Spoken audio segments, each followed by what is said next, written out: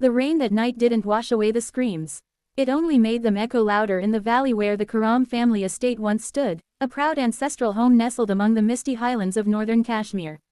It had survived the tests of time, wars, and politics, but not envy. Not treachery. The fire that consumed it came not from nature, but from men who called themselves brothers once. Zayan Karam was 17 that night, bright-eyed, sharp-minded, the youngest son of Hamid Karam, the most respected industrialist in the valley. Known for his philanthropy, Hamid had built schools, repaired mosques, and funded hospitals. His wealth wasn't only vast, it was purposeful. Yet, that same generosity became his weakness. Among Hamid's closest friends was Muzaffar Wani, a childhood companion turned business partner. While Hamid extended hands to lift others, Muzaffar sharpened knives behind smiles. He grew jealous of the Karam legacy, of Hamid's grace, and most bitterly, of Zayan, whom Hamid had chosen as his successor over his own son, Faizan. That winter evening, as the Karams hosted a community feast, Muzaffar made his move. Armed men in black stormed the estate. The guests were dragged out and thrown into the snow. Flames lit the sky as the mansion's wooden beams cracked, each splinter a scream of betrayal. Zayan watched from the edge of the forest, bruised and bloodied, as his world collapsed. His mother, Maria, was among the last to burn, trapped inside her prayer room. His elder brother, Farouk, had tried to fight but was shot in the back as he shielded the younger children. Zayan would have died too, had it not been for Bahadur, the old gatekeeper, who sacrificed his life to carry him through the secret tunnel beneath the orchard. By morning, the estate was reduced to ash. Muzaffar Wani, standing beside government officials, declared with practiced sorrow that the Karams had been victims of a militant arson attack. With forged intelligence, he took control of the businesses, the land, and the narrative. Faizan was made a director in the new company, renamed Wani Karam Industries. Zayan Karam became a ghost, dead on paper, alive in pain. He hid in an abandoned Sufi shrine deep in the forest, cared for by a blind fakir who once taught him the verses of justice and wrath. For 2 years, Zayan healed in body but fed the storm in his mind. He studied Muzaffar's every move, every partner, every crack in his empire. What he saw was rot disguised as success. Zayan didn't want justice. He wanted revenge, not the kind that ends in bullets, but the kind that makes a man's soul beg for death long before his body finds it. "I'll return not as a son of Karam," he whispered one snowy night, but as the fire he tried to control. Zayan Karam was presumed dead by every government record, every newspaper headline, and every enemy who thought the flames had claimed him. But the fire hadn't killed him, it had forged him. Gone was the soft-faced boy who played chess with his father on winter mornings. In his place emerged something else, lean, cold-eyed, and deliberate. Zayan shed his old name like a snakeskin. To the world, he was now Rahil Khan, a former orphan, educated on scholarships, a ghost who had no past and nothing to lose. In Delhi, he resurfaced quietly through the shadows of a broken system. Under the alias, Rahil enrolled in night classes in forensic accounting and cyber law, using stolen documents and digital forgeries with a precision that surprised even him. By day, he worked at construction sites and loading docks, hard labor that built both his body and his resolve. But it wasn't enough to just rise. Zayan wanted to strike where it would hurt most, Muzaffar Wani's empire. So, he began constructing a network. He befriended the bitter, the rejected, and the wronged, people crushed under the wheel of the very empire Muzaffar had built. These weren't ordinary men. They were former Karam employees fired unjustly, whistleblowers silenced with threats, and even a few disgruntled members of Muzaffar's extended family. Among them was Aisha Bhatt, a brilliant tech analyst fired when she uncovered fraudulent transactions within Wani Karam Industries. Zayan met her during a seminar on ethical hacking at Jamia Millia. Her bitterness matched his rage, but her intellect fascinated him. After weeks of subtle questions and mutual suspicion, he revealed his identity to her. Not in words, but with a childhood photo she'd seen in the newspapers after the fire. She stared at him for a long time. "So you want revenge, not justice?" she asked. Zayan's answer was ice. "Justice is for the innocent. I died the night my mother burned." From there, the plan took shape like a symphony of chaos. They began with the financial seams of Wani Karam Industries. Zayan created a shell corporation, Aleph Ventures, registered in Singapore, with intricate links back to Muzaffar's overseas black money accounts. Through a series of fake contracts, they siphoned off millions in staged invoices and bogus shipments. Next came the media campaign. Zayan, with Aisha's help, leaked internal documents, emails, financial statements, legal records, to independent journalists. Anonymous blog posts began to expose the underbelly of Muzaffar's empire. But they weren't careless. They made sure the story dripped slowly, like poison, rather than explode like a bomb. The suspense made people curious, the silence from Muzaffar made them suspicious. Then came the psychological warfare. Zayan mailed photos to Faizan, photos of the old estate before it burned, of his mother's prayer room, of Bahadur's grave hidden deep in the forest. No words, just memories, just ghosts. Faizan started losing sleep, waking up in sweat, afraid he was being followed. Zayan ensured he was. Late one night, standing on a balcony in Srinagar, Faizan saw a figure in the fog, a man who looked just like the younger brother he betrayed. But when security guards searched the property, there was no one.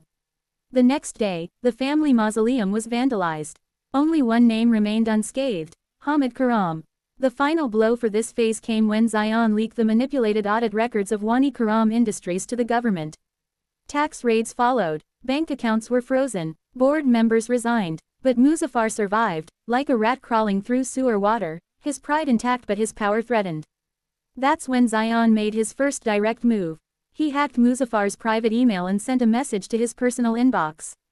Greater than, you burned my home, but I have built an inferno you cannot escape. Z.K. Muzaffar froze, reading the initials over and over, his trembling fingers hovering over the keyboard. His past had returned, not as a rumor, but as a curse.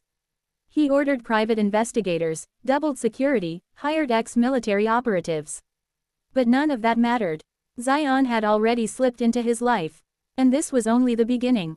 In corporate warfare, the most lethal weapons are not guns or bombs, but whispers, forged papers, and buried truths. And Zayan Karam, now the elusive Raheel Khan, had mastered all three. By the end of the third year of his exile, Zayan was no longer the hidden hand behind chaos, he was in the room.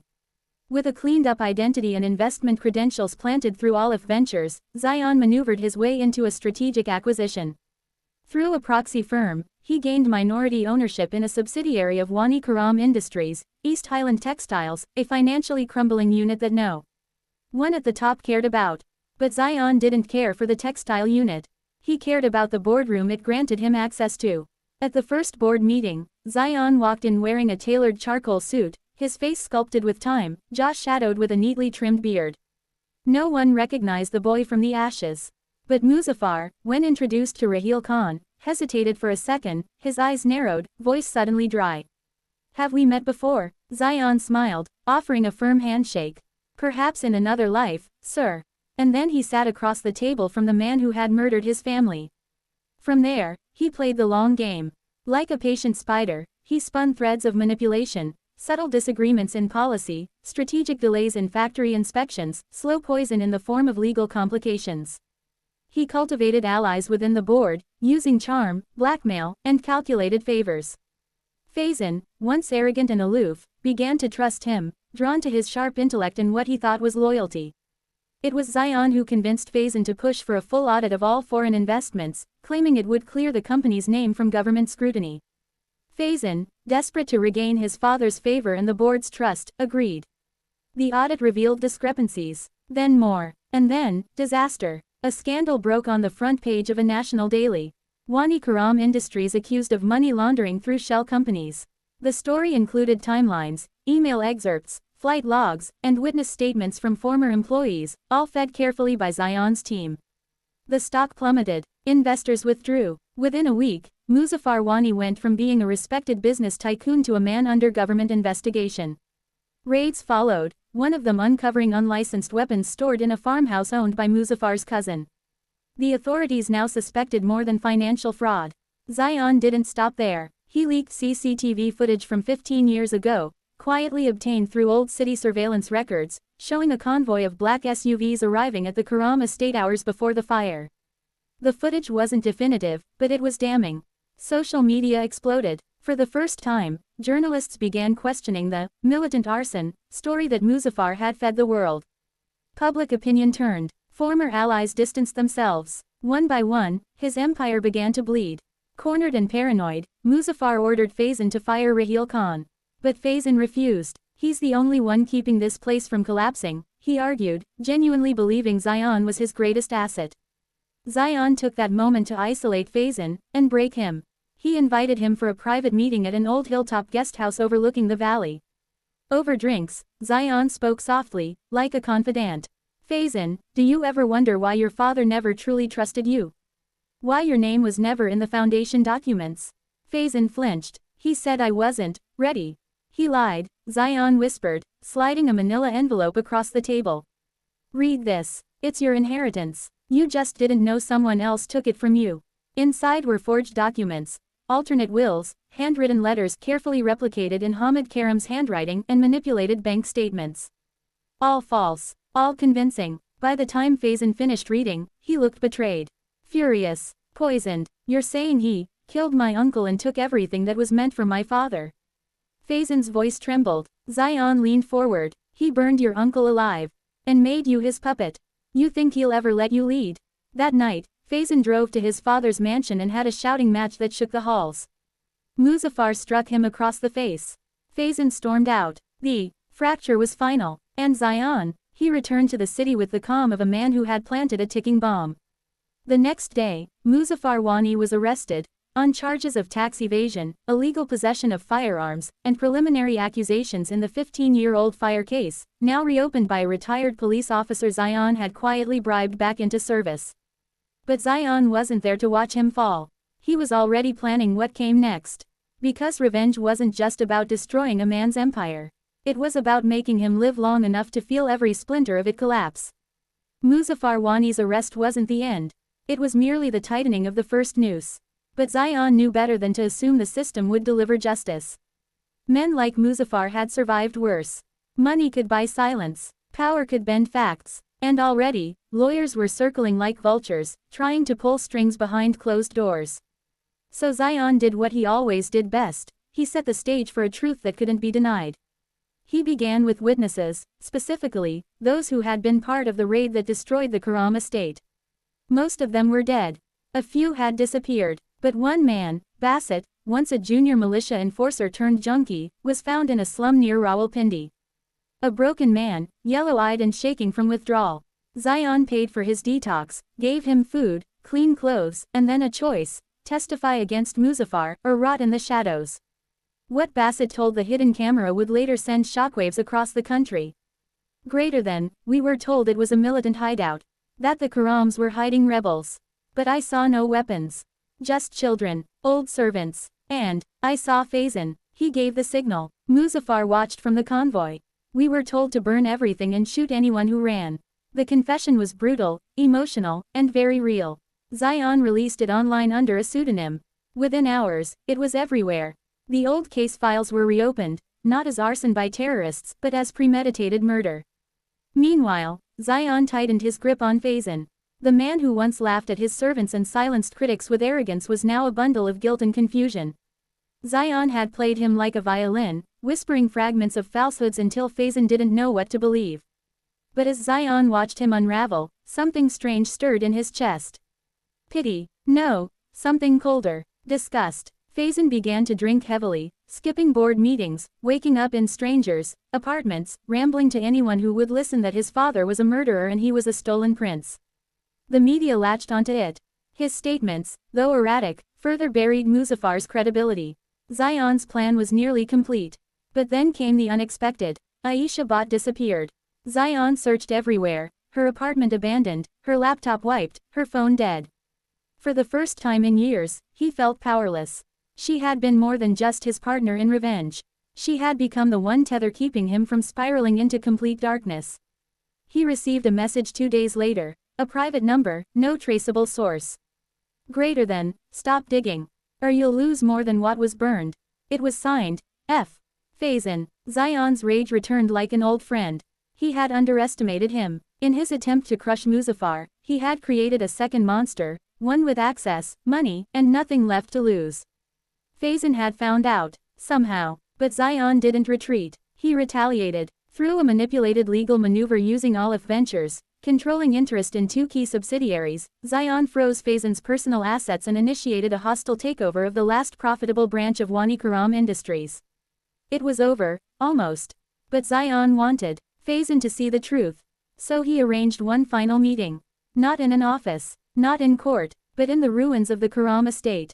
15 years had passed. Snow had returned. The stone foundation still remained, cracked and moss-covered, like bones of a family long buried. Zayan arrived first. He waited by the broken fountain where he once chased sparrows as a child. Faison came late, disheveled, wild-eyed, carrying a flask. "What do you want?" he growled. Zayan stepped forward. "I want you to remember.